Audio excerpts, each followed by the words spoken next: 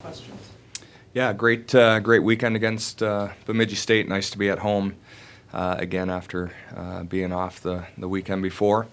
Some milestones for some of our players. Sarah Potomac with her 150th point had a 6-point weekend and has just been playing exceptionally well as a senior for us. Grace Zumwinkle reached 100 points. She too is having a career year. So overall, really excited about our team and our players. And but now shifting our focus here up to Duluth. Very good team, number 10 in the country. Maddie Rooney, their goaltender, has a gold medal around her neck and is a tough goaltender to beat. A couple difference makers up front. So overall, it should be a fun weekend, a great challenge to get up to Duluth. Can you talk about the strength of, you're mentioning Duluth is ranked 10th, 4 teams in the WCHA ranked in the top 10. You really can't take a weekend off? No, you really can't. And, there's probably potential of other teams to be in the top 10 if we didn't play each other so often and beat up on one another. But, no, obviously, us in Wisconsin, they're up at the top. And Ohio State continues to play extremely well. They beat Duluth this past weekend and moved up to number 7. But in our league, anybody can beat anybody, and we've said that for many years. But it's really true. The league continues to progress, and it's where a lot of the best players play.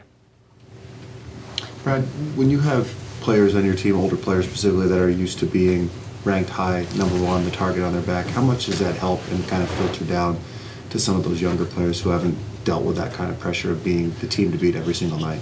Yeah, I think we feel like regardless of what our team is ranked, that everybody wants to beat us. Being at the University of Minnesota, so many Minnesota WCHA teams, and a lot of the players on those teams are from Minnesota as well. And so, it's always a great challenge. Everybody wants to beat the Gophers, and so our players know that.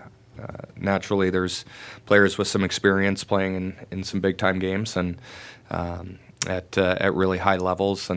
But the majority of the players that come to us are coming because they know the expectations. They know that the target's going to be on their back, and that's something that they, quite frankly, really thrive on. It seems like every year your depth is great and your scoring is once again balanced again. Just how much of a benefit is it when you can literally roll your lines, put all of them out there, and trust everybody at any time in the game? Yeah, it's been really, really big for us. Our third line of Skya Breen and Odin, they're getting their chances. They're playing exceptionally well defensively and playing really well. But our top 2 lines can score at any moment. They're both huge threats when they get out on the ice. And so a lot of teams are kind of those one-line teams that, they're scoring 70% of their team's goals. And anytime you can have some balance up and down your lineup, it just makes your team and your players, your lines, more of threats each time they're on the ice. And so it's hard to key on certain players on our team because of that depth, which is great.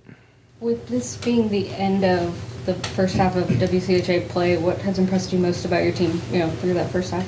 I think a few things. One of the main things is the consistency. We've played really well. Our team has done a great job of kind of forging their identity and becoming a very aggressive team, a team that's kind of in your face, forcing you to make some passes and turn the puck over when you don't want to, and try and capitalize on those opportunities. Defensively, we've been very good. Our 6 defensemen are all playing consistent shifts. Some years you go down to 5 in big moments, or down to 4 in big moments, and we've been able to roll all 6 of our defensemen. And Sydney Scobie, who split a lot of the games last year, has really kind of taken the reins here as of late with Alex's injury, and she's been great all year. She's played very consistent and made some huge saves in some big moments for us. Netting, Rooney aside, what are some of the other challenges that Duluth presents? They're very creative and a very fast team. Sid Brott, who also is on the U.S. national team, is extremely fast. Probably one of the fastest players in the country. So she puts a lot of pressure on you as a team that's trying to play defensively against her. Gabby Hughes was on the All WCHA rookie team last year and is incredibly skilled. So those two players in particular, we have to be very aware when they're on the ice. But they've got good balance and good scoring up and down their lineup as well. But those two up front are for sure the biggest difference makers. Brad, your penalty kill is outstanding. 95% kill. Where does that success come from? What do you attribute it to? We were just talking about it the other day, and I think we've given up two shorthanded or 2 goals when we've been shorthanded all year. One, we're not taking a ton of penalties, so in the WCHA in particular, so that helps. But it's cliche, but it starts with your goaltender, and Scobie has been she's been our best killer. She's making saves that give your 4 killers out in front of her a lot more confidence. Doing a nice job of getting sticks in lanes and blocking shots and being appropriately aggressive, but it really starts in net for our penalty kill, and she's done her job, which allows the other 4 to do theirs. Anything else? Thanks, everybody. Thank you. Thank you.